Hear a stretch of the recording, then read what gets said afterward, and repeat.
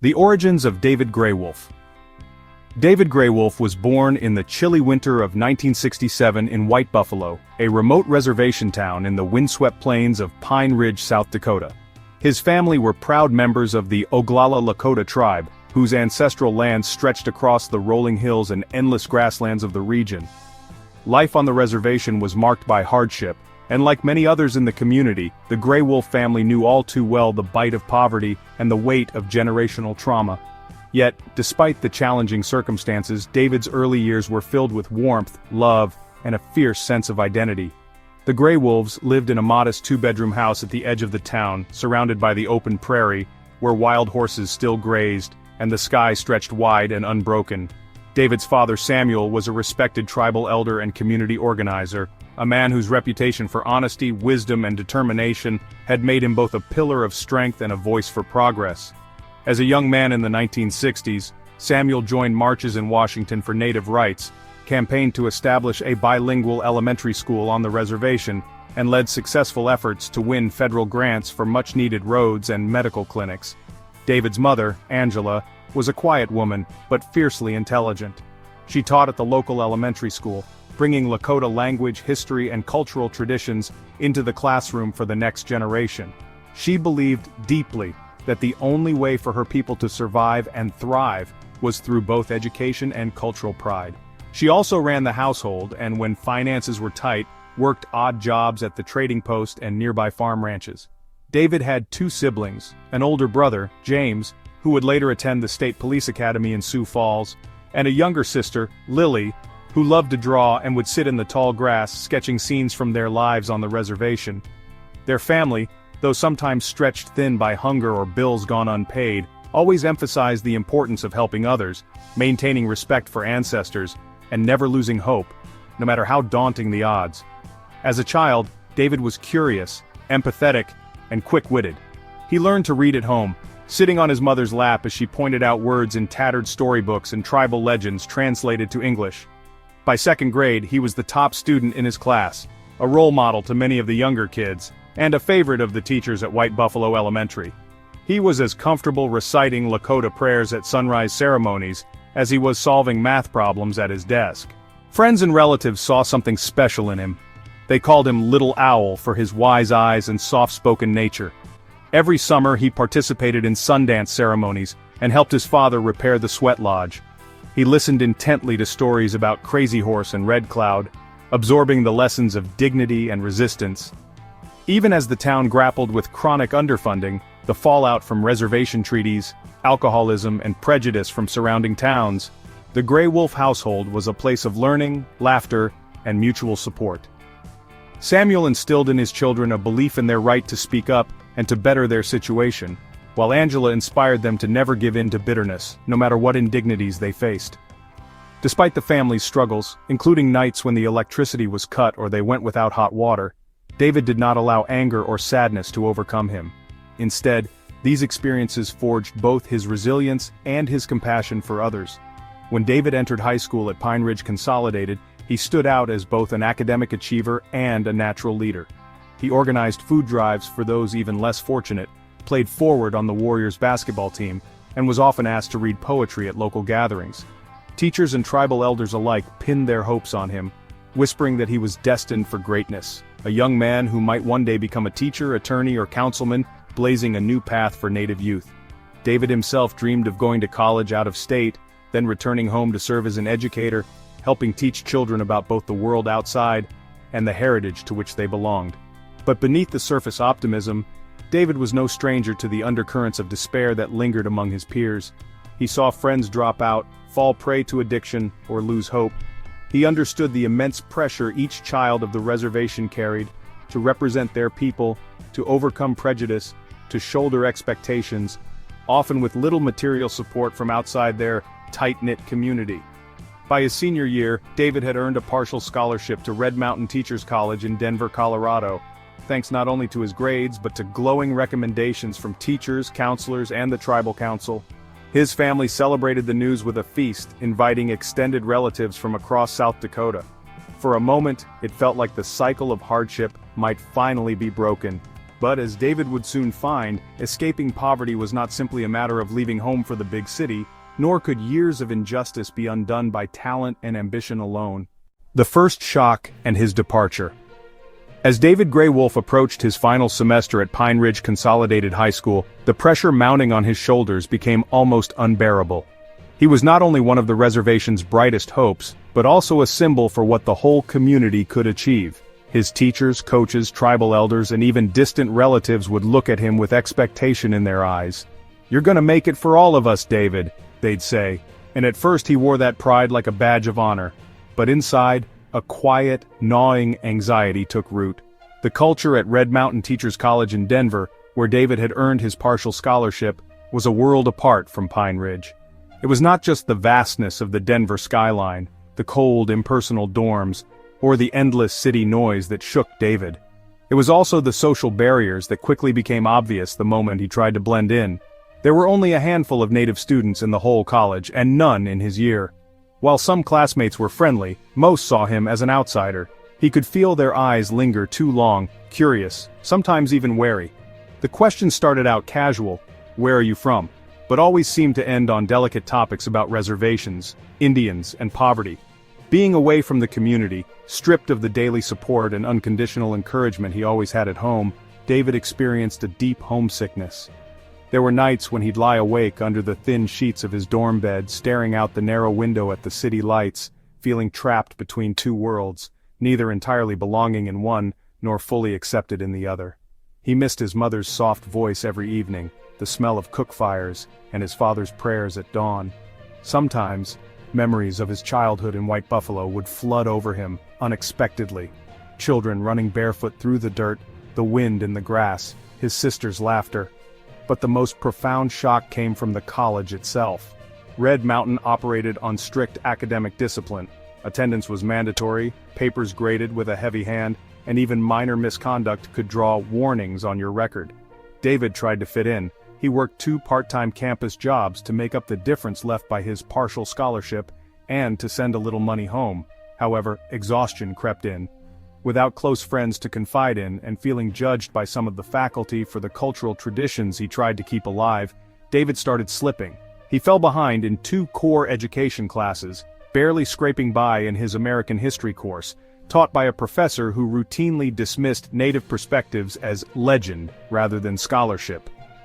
The culture shock soon showed itself in David's behavior. Even as he tried to keep up the semblance of a model student, he began breaking rules he'd never dared back home.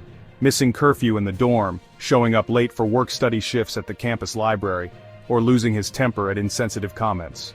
After a particularly difficult week, frustrated and humiliated by a group project where his classmates joked about Indian medicine men, David was summoned for a disciplinary hearing. The faculty committee handed down a formal warning. The next step would be suspension. David's scholarship, barely enough to begin with, teetered on the edge of being revoked. For the first time in his life, the path ahead seemed hopelessly uncertain. The call home to Pine Ridge was one of the hardest David ever made. On a payphone in the campus hallway, he tried to explain to his parents that he just needed a break. His father's voice was filled with worry but not anger. His mother choked back tears, telling him, "If you need to come home son, no shame in that, you belong here." But in David, a new urgency stirred, part pride, part desperation. He didn't want to be another statistic, another kid who left the res with big dreams just to come back defeated. So, after several sleepless nights, he made a fateful decision. He would withdraw from college for the semester and look for work in the city. Maybe with some money in hand and a fresh plan, he could start over and finish school later on his own terms. David packed his one battered suitcase, clothes, a few books, his journal, and a faded buffalo skin pouch from home. He wrote a letter to his parents, placing it gently under their family Bible in White Buffalo. "Mom, Dad, I'm setting out to find my own path. Maybe I need to see more of the world to understand where I belong in it. Don't worry about me, and don't be disappointed. I'll learn, and I'll return wiser. Your loving son, David." With little more than $60 in his pocket, David set out for downtown Denver. The city was overwhelming and unforgiving. He checked into a cheap hostel, eating sparsely to save money. He walked miles in search of work, reading classifieds at the public library, rip-off ads in the back of local papers. The Rocky Mountain Steakhouse job, which seemed perfect and promised good pay, turned out to be a trap. a front by a shady job agency asking for a placement fee. But David, desperate and inexperienced with city scams, never saw it coming. He paid $35, nearly all he had. Within a week, money was almost gone, and no real job awaited. Feeling humiliated but not wanting to worry his family, he took the next menial job he could find, manual labor at a commercial laundry on the city's industrial fringe, introduced by the job agency under the promise that things would get better. David told himself this was just the beginning. No great journey was ever easy. He didn't yet know that his brave, lonely decision to leave home would soon lead him on a path of anguish, injustice, and heartbreak that would change not just his life, but the lives of everyone around him. Expectations and reality in the big city. As the bus rumbled into the heart of Denver, with its forest of glass and concrete buildings stretching endlessly into the sky, David Gray Wolf felt the first thrill of big city life. He pressed his forehead against the cool window, watching the steady current of people, the neon lights, and the perpetual traffic, a world away from the slow pulse of White Buffalo, where each day followed the quiet rhythm of the land. Like so many before him, David was charged with hope. He carried the dreams of his family, the encouragement of his teachers, and the invisible yearning of his ancestors, all bundled within his own aspirations. He believed, or at least desperately wanted to believe, that with hard work and determination, anything was possible in America's vast cities. His first impression of Denver was almost magical. The city hummed with opportunity and adventure. He marveled at the diversity, people of every background, food from every country imaginable, music and street art, even the way the night air carried the scent of something exciting and new. He imagined himself fitting right in, maybe even thriving, earning enough to send money home and still have a little left for simple pleasures. David pictured strolls through civic parks, making friends in cafes, studying at the library, maybe one day moving into an apartment with a view of the skyline. He pictured, perhaps naively, a fair shot at the American dream. But almost as soon as his feet hit the pavement, reality set in. David quickly learned that opportunity in the big city came at a high price for someone like him, alone, inexperienced, and carried by little more than determination. He discovered that affordable housing for a young man without a job was a rundown hostel in a seedy neighborhood, or, more often, a cot in a shelter overflowing with other lost souls. His credentials and clean record meant little to employers in a place where every job opening drew dozens, sometimes hundreds, of desperate applicants.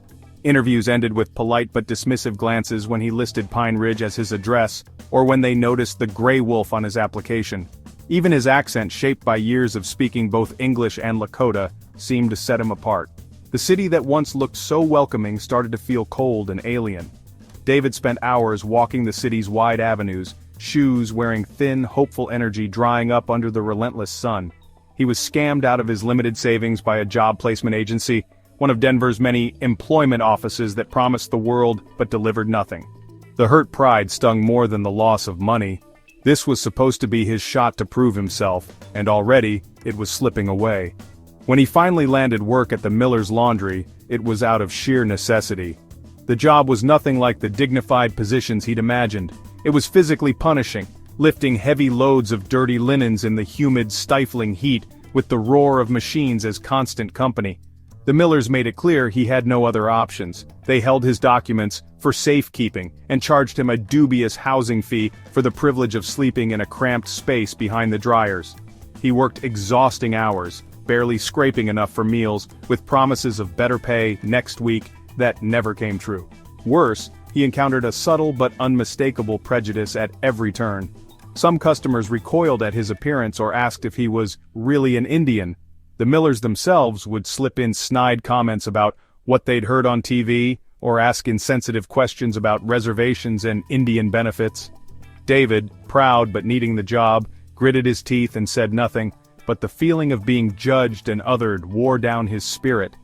The shining city lights that once beckoned now represented something else: anonymity, struggle, and the harsh knowledge that for people like David, achieving a new life would take more than just effort. It would take fighting systems that had been stacked against his people for generations.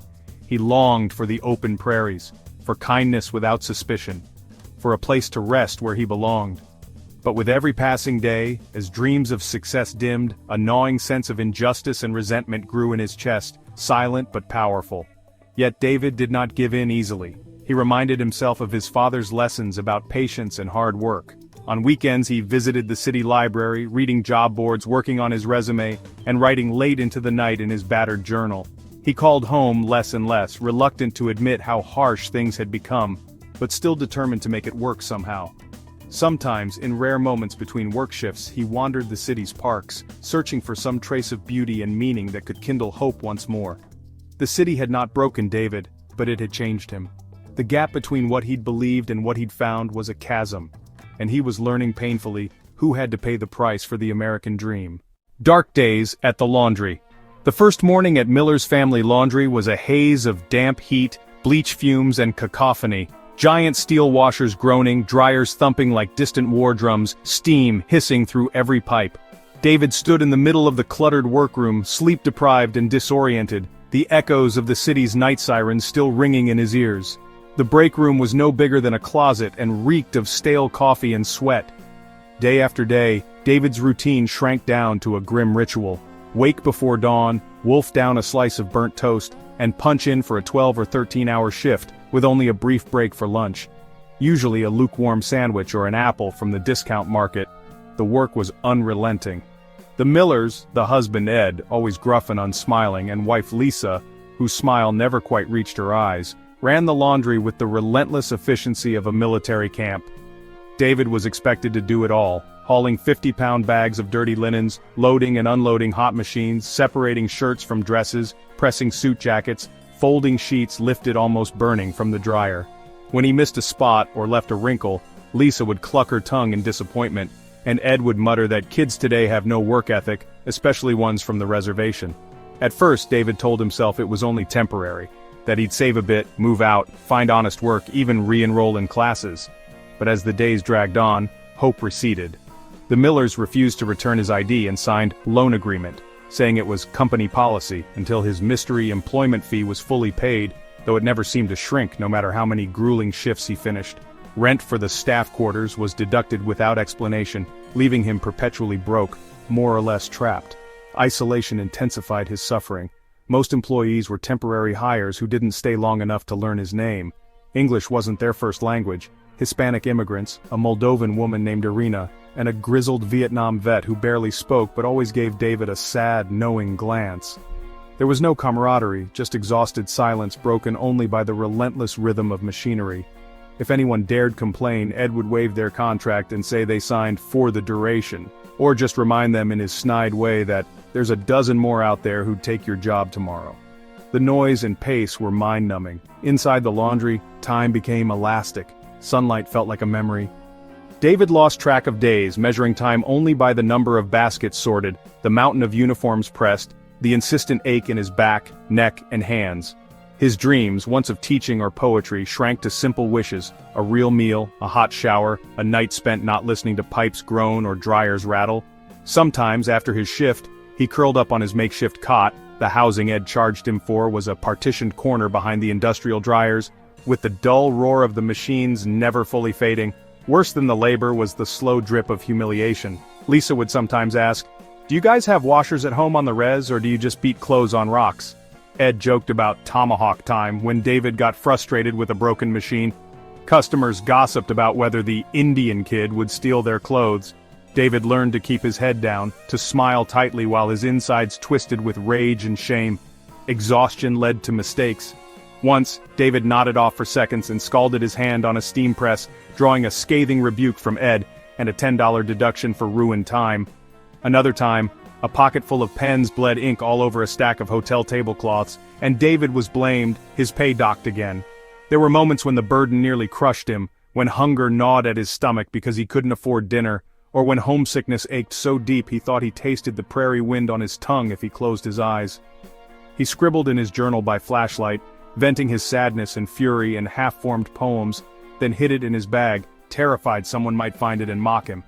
Sometimes David imagined calling home, begging for the bus fare to leave Denver behind, but pride and shame held him back. "You chose this," he'd remind himself. "See it through." Each night he counted out the small change he'd managed to save, a ritual of hope, if nothing else. Darkest of all were the nights when he realized he was invisible here, that the world neither knew nor cared if David Gray Wolf of Pine Ridge was suffering on the edge of Denver. In those sleepless hours, rocked by the machine's forever thumping heartbeat, the city seemed colder than ever. Yet, somewhere deep inside him, a flicker of stubbornness survived, a belief that he deserved better, that someday he'd find a way out, and that, above all, he would never let his story end in defeat. But for now, in the Mills Laundry, defeat seemed just one more day away, lurking in the steam and shadows. The explosion of tragedy. If there is a single day in David Gray Wolf's life that cleaved the world in two, before and after, it would be the burning, fractured morning when the years of quiet endurance finally erupted. After more than a week of working dawn to midnight shifts for no real pay and being docked for the smallest error, David decided he could take no more. Every time he begged for the wages he had earned or requested his battered Social Security card back, Ed Miller barked him down with snide remarks, then made it racial, sneering. "Guys like you should be grateful for any work at all. You all just break things and walk out." David choked down his retorts, shame and anger a dense pit in his chest, until it became too much to swallow. On his 8th straight day without pay, David mustered what little courage he still had and told the Millers he was quitting. "I'm done," he said, voice trembling but firm. "I've worked. I want my money and my ID, and I'm leaving." Ed's reply was sharp, dismissing David as a useless, troublemaking Indian. Lisa Miller openly mocked him, counting off every minor expense: lodging, food, uniform, laundry, while counterfeiting the tally to ensure David would leave in debt, not merely empty-handed. The endless humiliation and sense of entrapment, having his ID held hostage, being called by slurs, the endless exploitation, came crashing down. Words spilled out, one accusation tumbling after another. Voices escalated. Ed Miller jabbed his finger at David's chest, threatening him with police, calling him a thief. What happened next is lost in a red blur of shock and trauma. Later David would remember only fragments, an argument that grew louder, Lisa shrieking for him to get out of her workplace, the baby daughter crying from the next room. In a fugue of rage and humiliation, despair surging into violence, David grabbed the first object his hand landed on, a heavy iron tool, the kind kept for odd jobs in the laundry. In those agonizing minutes, anger gave way to panic, panic to blind terror. David lashed out, chaos engulfing the steamy workroom. When silence fell, the horror was complete. Ed and Lisa Miller lay dead, their small child caught in the crossfire. Blood smeared the linoleum. The cries of the child echoed in David's head as if through water. The scale of what he'd done did not strike David immediately. He stumbled from the sight, hands shaking, clothes stained. Denver's city sound seemed impossibly far away, almost unreal. He felt weightless and hollow, unable to grasp the irreversible, shattering reality. His mind reeled, decades of hope, struggle, endurance, destroyed in a single convulsion of chaos and pain. He would spend the rest of his life, however short, reliving those few irrevocable minutes, and so too would everyone who knew him. Surrender in despair. David Gray Wolf staggered from the laundry in a haze, hands still trembling, his mind lost in a fog of adrenaline and dread. Every sound in the city seemed distant and warped as he wandered Denver's side streets, wild-eyed and directionless, the voices of the Millers and the child's plaintive cries echoing mercilessly in his ears. For hours he roamed with no true purpose. One corner bled into the next, footsteps dragging through broken glass and rain-soaked alleys, the world around him a blur of neon, horns, and faces that never saw him. Shame and terror kept him moving, afraid to stop, afraid to return, and most of all, afraid to face what he had become. When evening descended, cold and heavy, David found himself beneath a flickering bus stop light, trying to gather the shreds of his courage. He fumbled in his pocket for change, found barely enough for a payphone, and with shaking hands dialed home. Desperation forcing him to hear his family's voices one last time. On the other end, his mother's voice quivered as he choked out a broken apology, unable to tell her the truth but knowing his pain told enough. His brother, now a cadet at the police academy, picked up the phone in the background, his steady tone offering what comfort it could.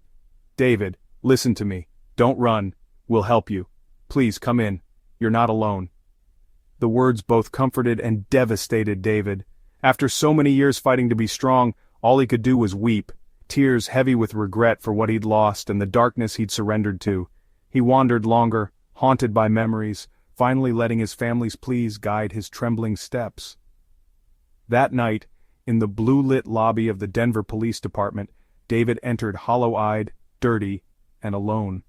He barely remembered approaching the reception desk, the words tumbling out in frantic gasps. I need to confess. My name is David Gray Wolf."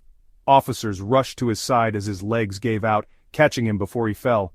As his brother appeared, summoned at his desperate request, David broke down in sobs, clutching the only link to home that still remained. No defiance, no grand pronouncements, only exhaustion, horror, and the heavy, silent hope that somehow, by surrendering, he might find a flicker of grace amid the ashes of all that had been lost. Media firestorm and a divided public. The news of the Denver Laundry Massacre spread like wildfire, dominating every TV screen, newspaper headline, and radio wave within hours. Local stations were first, dispatching camera crews outside the crime scene, capturing the yellow police tape fluttering in the wind and shell-shocked bystanders whispering to reporters. Then came the national networks, CNN, NBC, even late-night hosts who didn't usually bother with tragedies on Denver's industrial fringes. David Gray Wolf's photograph, a yearbook shot from Pine Ridge High, became instantly recognizable. Churches, diners, bus stops, airports, everywhere faces turned toward screens as journalists recounted grisly details, dissected timelines, and speculated on motives. Social media platforms overflowed with outrage, confusion, and all too familiar prejudices. Hashtags trended, #DenverLaundry, #IndianKiller, #Justice4Millers. Each update seemed to add fuel to the fire with details often distorted or sensationalized. Sensational headlines screamed, "Native American monster strikes in Denver," or "Reservation despair ends in tragedy." News pundits and experts argued on roundtable panels late into the night. Some painted David as a cold-blooded murderer, the embodiment of lawlessness, linking his heritage to historical violence. Others insisted he was a broken young man, pushed past his limits by relentless exploitation and unchecked racism. Voices from the Pine Ridge Reservation and Native advocacy groups quickly pushed back, denouncing the media's language and calling for empathy, not demonization. There were accusations. Why does the press turn every broken Native youth into a cautionary tale? And when will America admit to the centuries of systemic injustice beneath stories like this? Talk radio and online comment sections split into camps.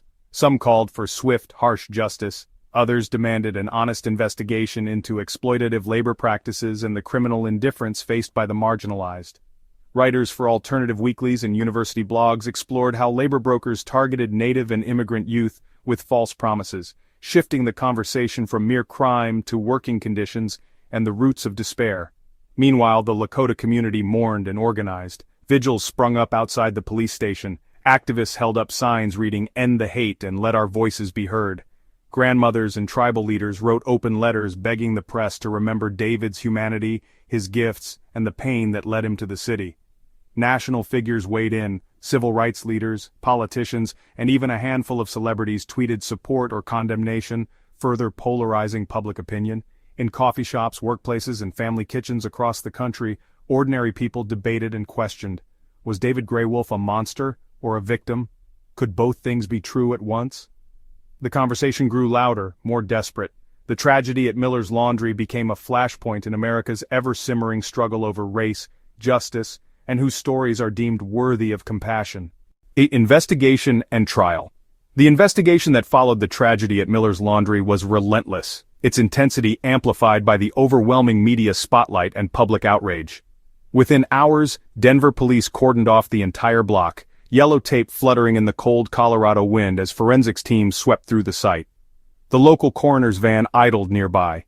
Detectives moved in and out of the suffocatingly humid laundry, collecting fingerprints, bagging bloodied linens, and cataloging every trace of evidence.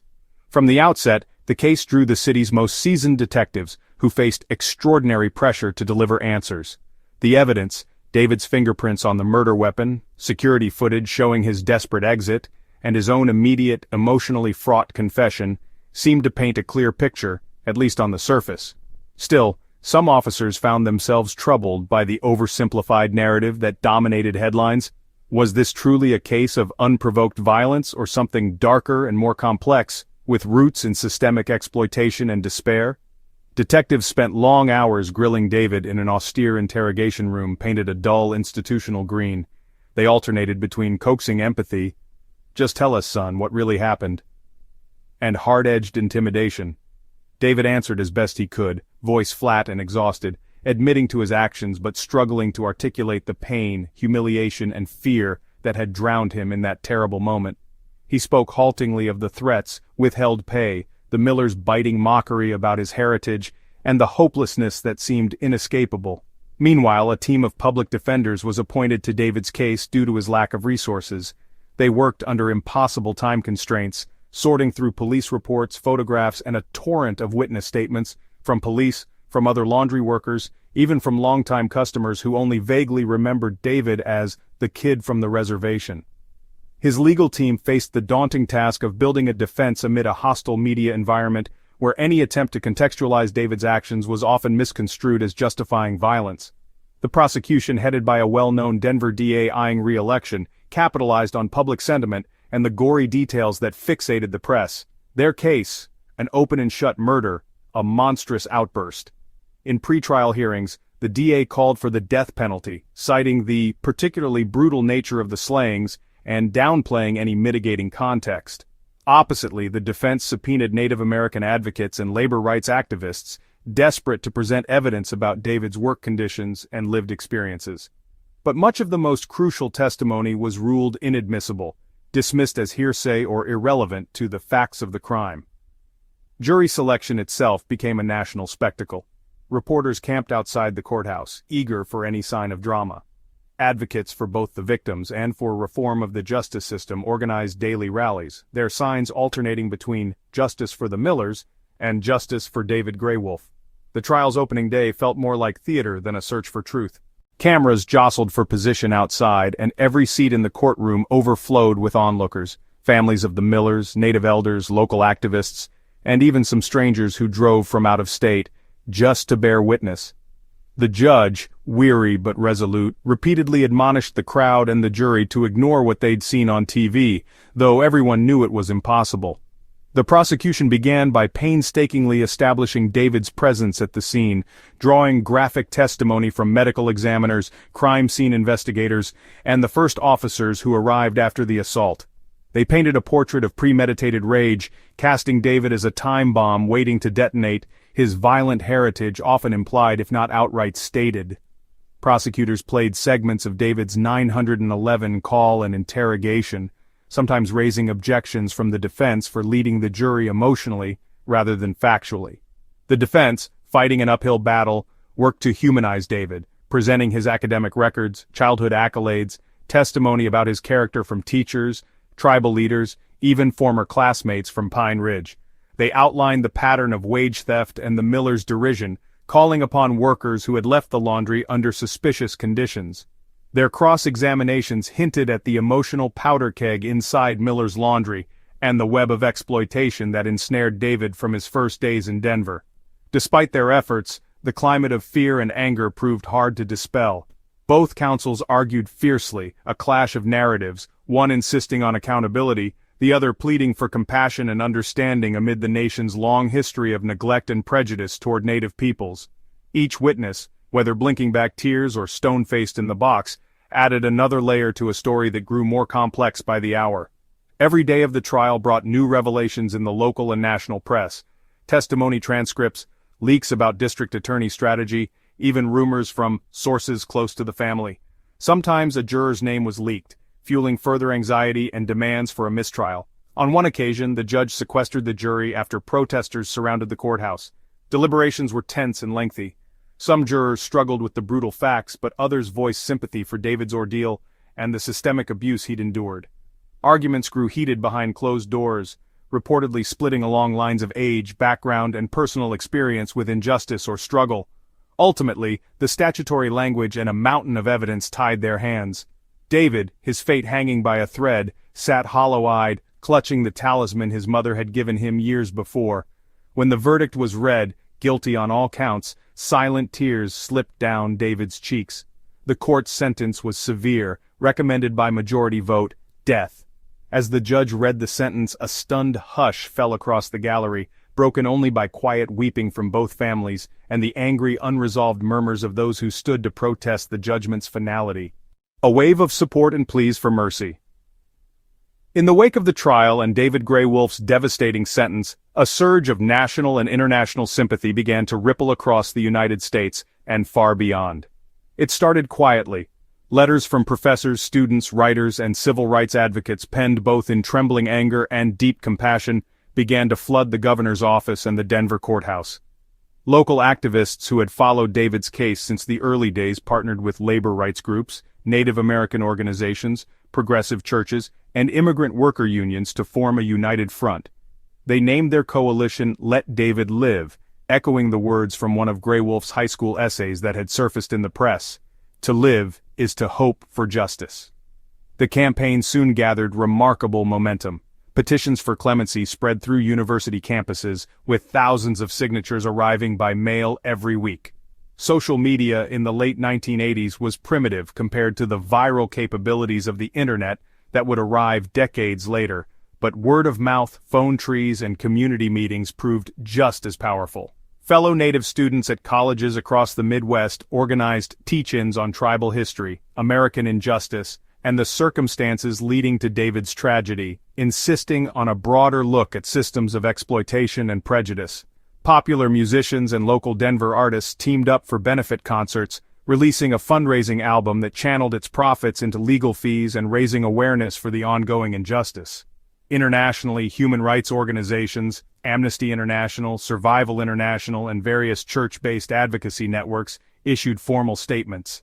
They denounced the death sentence as a potential miscarriage of justice steeped in racial bias, calling on the United States government to consider David's life history, the conditions of his exploitation, and the failures of the social safety net. Dozens of scholars specializing in indigenous studies, labor law, and trauma psychology signed open letters published in major newspapers, urging a moratorium on the execution and a full reinvestigation of the case. National figures lent their voices to the outcry. Leonard Crow Dog, the famed Lakota spiritual leader, issued a heartfelt plea from the steps of the Colorado State House, his words broadcast on television and radio. He reminded listeners of how many lives had been lost to avoidable despair and dehumanization, and called for mercy, not more blood, healing, not vengeance, for a story centuries in the making. Prominent writers and poets linked David's fate to the larger arc of American racial injustice, and several best-selling authors even pledged to donate their book proceeds to the campaign. At one point, an actress known for her roles in social drama films visited David in prison, later describing their encounter with tearful honesty on late-night talk shows. What set the movement apart was its emotional breadth. It cut across race, age, and social class. For every angry, accusatory letter demanding retribution, there were dozens more from mothers, war veterans, young professionals, retired union carpenters, and high schoolers who saw in David's plight the face of their own children, siblings, or friends. Many publicly shared their stories of poverty, discrimination, or trauma, writing not only to lend support but to beg for a more compassionate America. Faith leaders across denominations preached forgiveness and redemption in Sunday sermons. A priest from Denver's largest Catholic parish risked censure by holding a prayer vigil for David, arguing that even those who fall deepest deserve a chance at grace. Despite this extraordinary campaign, the obstacles were towering. Politicians and prosecutors, under immense pressure from the Millers' bereaved family and a fearful public, dug in their heels. The governor deflected media questions, the parole board stonewalled appeals, and backlash to the campaign swelled on talk radio and in editorials, sometimes laced with barely veiled racism. Still, the movement persisted, its members refusing to let David's name fade quietly from memory. Night after night, vigil candles flickered near the State House and the prison gates, casting long shadows in the Colorado dusk, a silent, stubborn symbol of hope clashing against the machinery of retribution. Historical wounds and the Native identity. The tragedy surrounding David Gray Wolf's case struck a raw, centuries-old nerve across America. For the Oglala Lakota and hundreds of Native communities nationwide, it was yet another unhealed wound layered upon generations of trauma, reminders of massacres at Wounded Knee, forced relocations, the boarding school era, and reservation poverty. As the headlines about David's trial faded, many Native elders gathered in circles and council lodges, softly speaking the bitter truth. For their people, there had never been a true reckoning with America's legacy of violence and erasure. Elders recalled how, for decades, systemic injustices followed indigenous children from cradle to adulthood, whether through school curriculums that erased tribal voices, relentless poverty, over-policing, or the perpetual cycle of foster care. History felt as if it was always closing in. Scholars and activists drew connections between David's suffering in Denver and the broader pattern facing Native youth: high rates of suicide, mental health crises, unemployment, and unjust imprisonment. Each new tragedy felt hauntingly familiar, a rerun of old stories in new clothing, always met with a call for accountability that was too easily ignored. For the Lakota, the sacrifices and pain endured by David were extensions of a collective narrative. Tribal historians wrote essays and delivered radio addresses, weaving David's tale into the long arc from Sitting Bull and Black Elk to the activists at Alcatraz, or the American Indian Movement protests of the 70s. Not just a symbol of suffering, David became a touchstone for dialogue about healing, about the urgent need for respect, reparations, and the restoration of language and land. There were intergenerational dialogues sparked by the tragedy, as grandmothers spoke to grandchildren about keeping tradition alive, even in the face of shame and rage. Poems and ceremonies honored the lost but also celebrated resilience, the power to survive assimilation, to find culture in exile, to refuse invisibility. Native artists and musicians used David's story as inspiration for new songs, murals, and spoken-word performances, blending sorrow and defiance in each verse.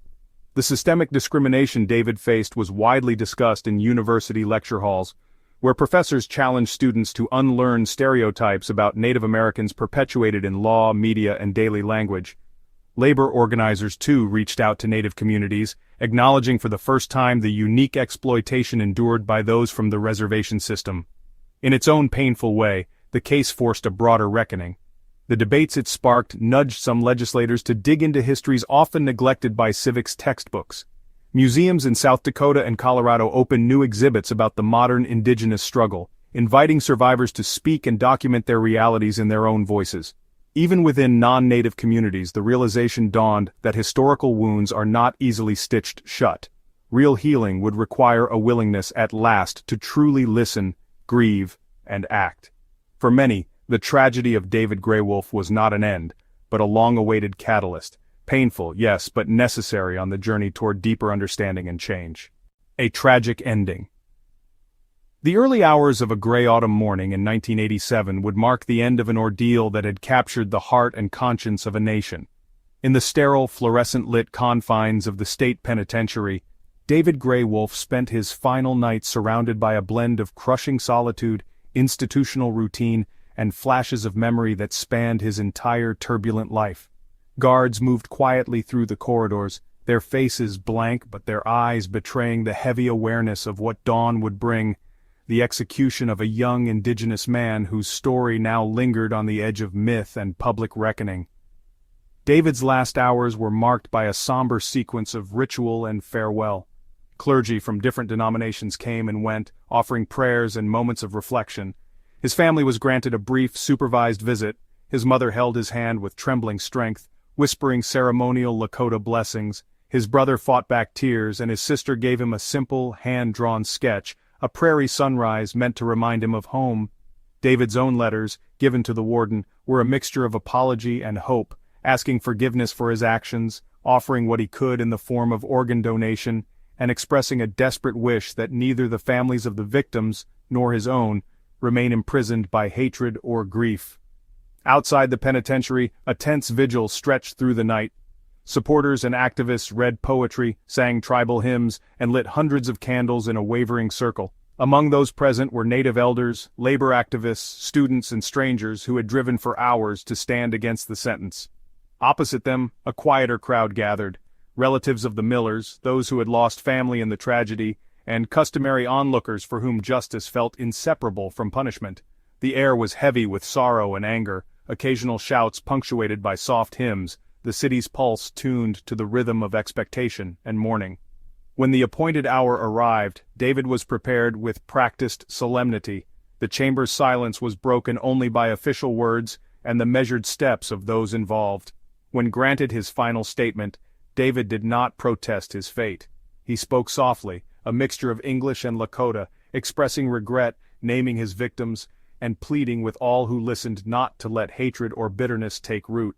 I am sorry for all the pain. Let no more blood be shed because of me. I hope my life and my ending remind this country to look at how it treats its broken children. As the process unfolded, sobs and prayers drifted through the air beyond the thick glass, echoing in the hallways and the sunrise-tinged city beyond.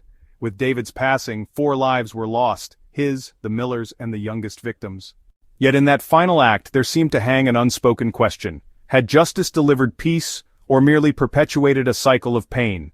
Word of David's death rocketed quickly through phone trees, radio broadcasts, and the wire services of the era. By midday, his picture once again graced front pages. Not as a mugshot, but as a memorial portrait, sometimes smiling, sometimes solemn, surrounded by headlines both mournful and polemic. Obituaries mixed with editorials. Commentaries debated whether his execution symbolized justice, failure, or both.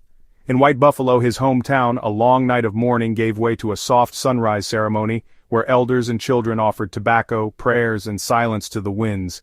In cities, protesters and relatives alike wept, debated, and hugged for comfort, many vowing to continue the struggle David's story had reignited.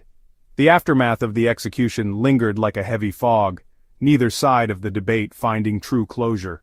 For the Miller family and their supporters, the punishment brought solemn relief, but also the stark finality that no courtroom, no sentence, could ever truly undo their loss.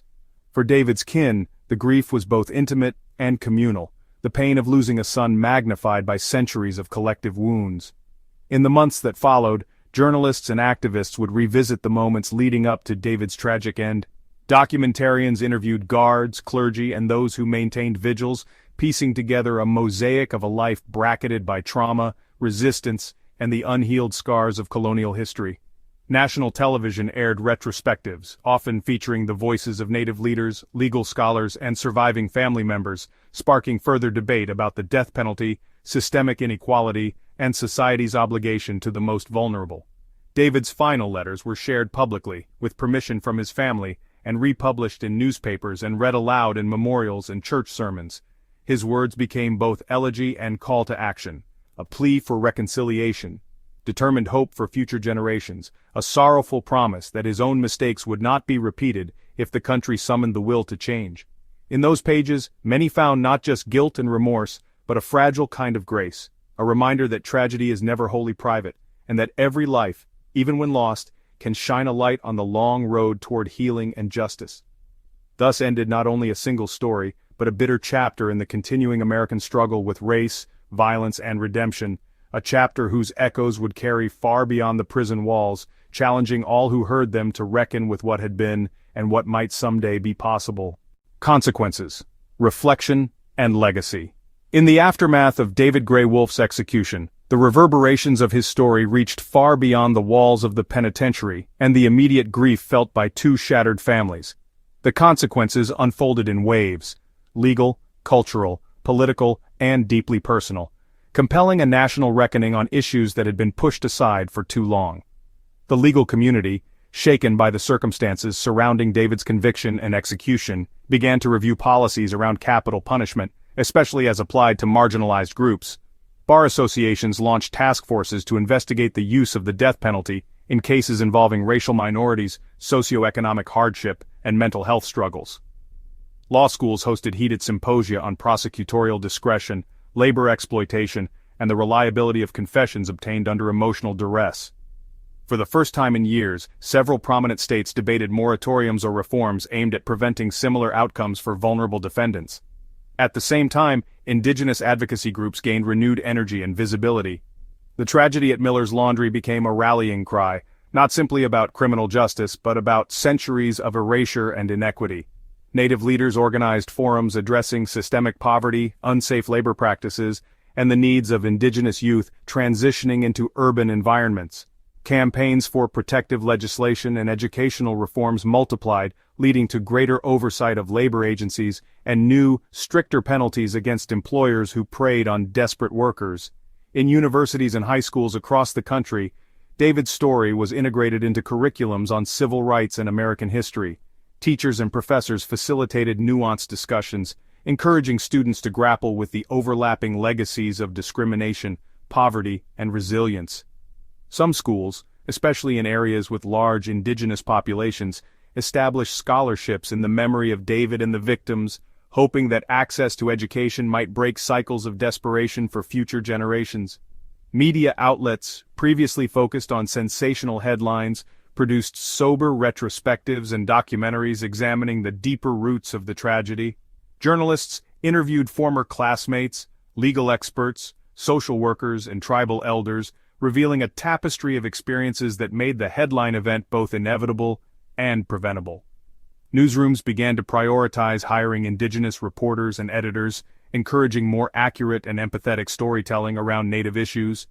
Within the Pine Ridge Reservation and other indigenous communities, the process of reflection was long and difficult.